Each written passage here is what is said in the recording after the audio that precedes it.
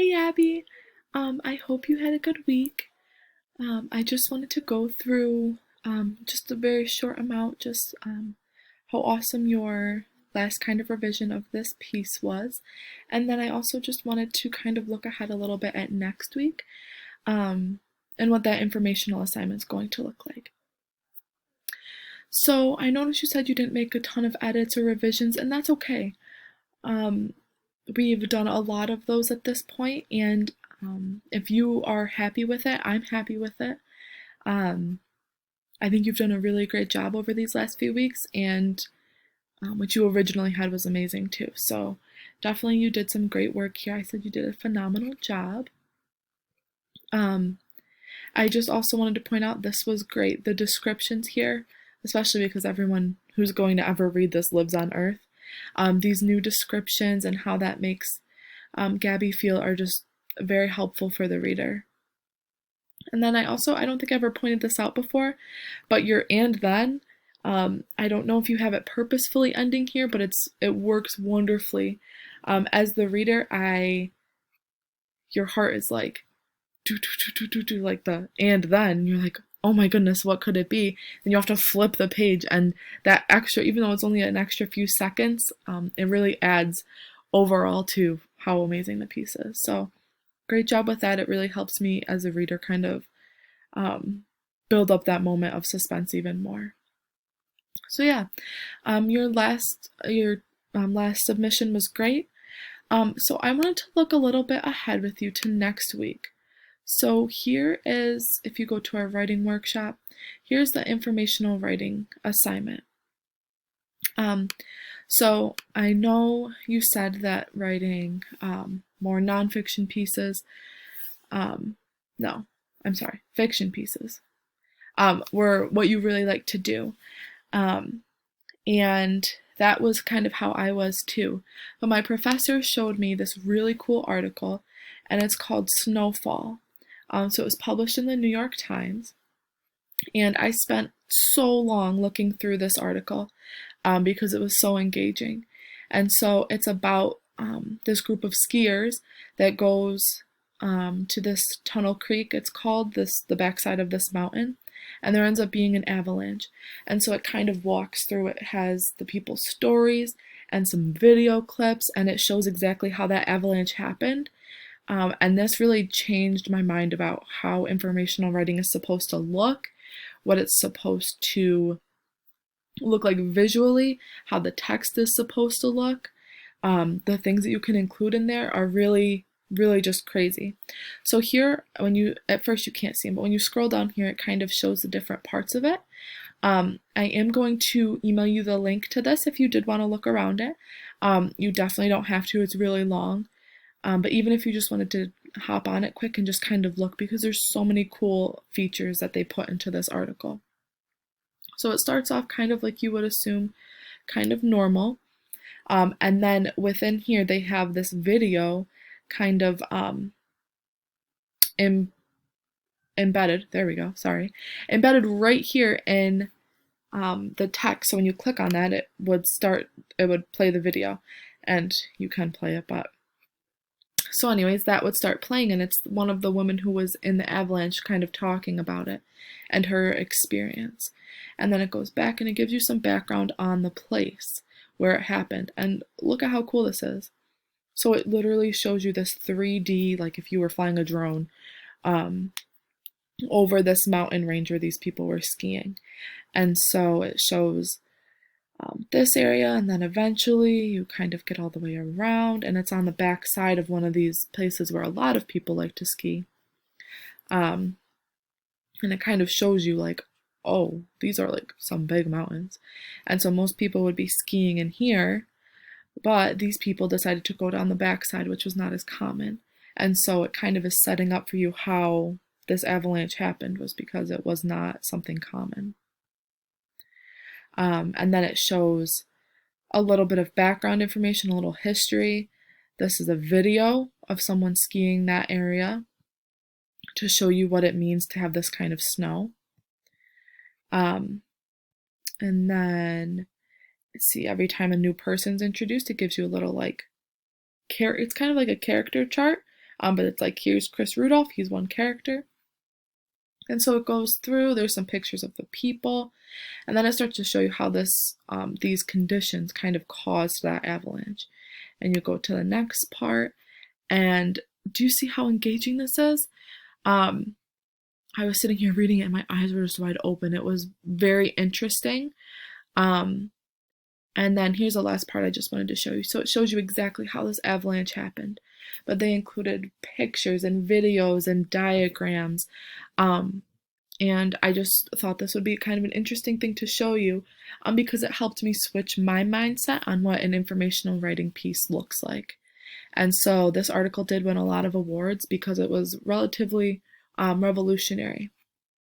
And so it keeps going, and there's all these different parts that kind of lead up to when it happens, and then the after effect and what happened with that.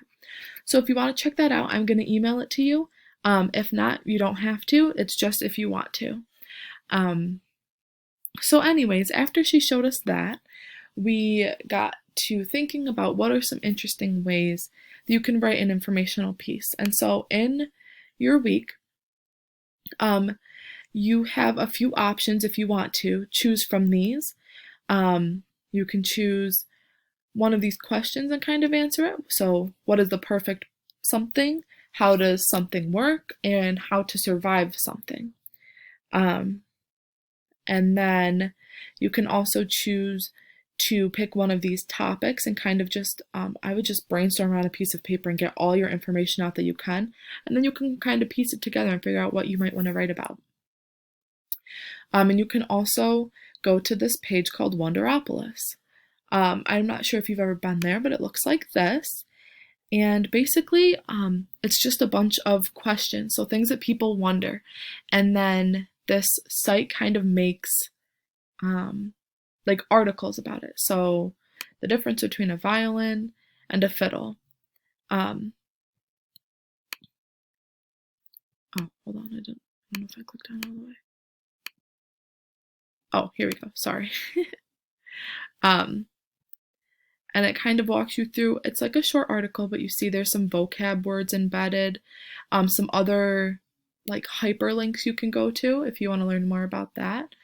And then it has like some cool things you can do to work with that kind of topic, or like with violins and fiddles.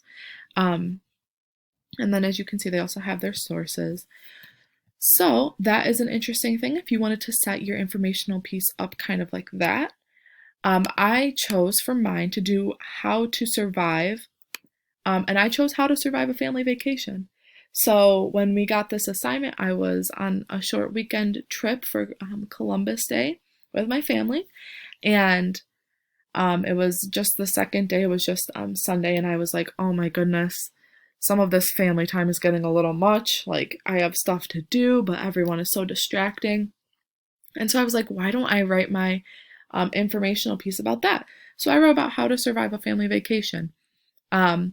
So I included some pictures and then like an introduction, but it just is interesting to write because it looks very different than how I normally would write an informational piece. But it was fun.